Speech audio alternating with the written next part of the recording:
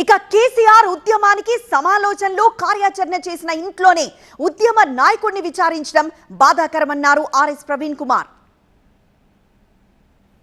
తెలంగాణ ఉద్యమకారులు తెలంగాణలో ఉండే రకరకాల వర్గాలకు చెందిన ప్రజలతో రాత్రింబవళ్ళు సమాలోచనలు జరిపి వాళ్ళ గోస అర్థం చేసుకొని రాజ్యాంగబద్ధంగా ఏ ఇంట్లో అయితే తెలంగాణ ఏర్పాటుకు తెలంగాణ సాధన కోసం ఒక వ్యూహం రచించారో అదే నివాసంలో ఈరోజు తెలంగాణను పట్టపగలే దోచుకుంటున్న దోపిడి దొంగలు కాంగ్రెస్, రేవంత్ రెడ్డి, వాళ్లకు సపోర్ట్ చేస్తున్న బీజేపీ నాయకులు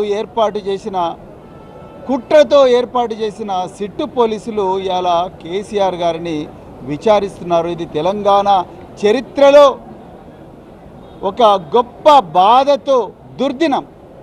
బాధతో నిజంగా తల వంచుకోవాల్సిన దుర్దినం.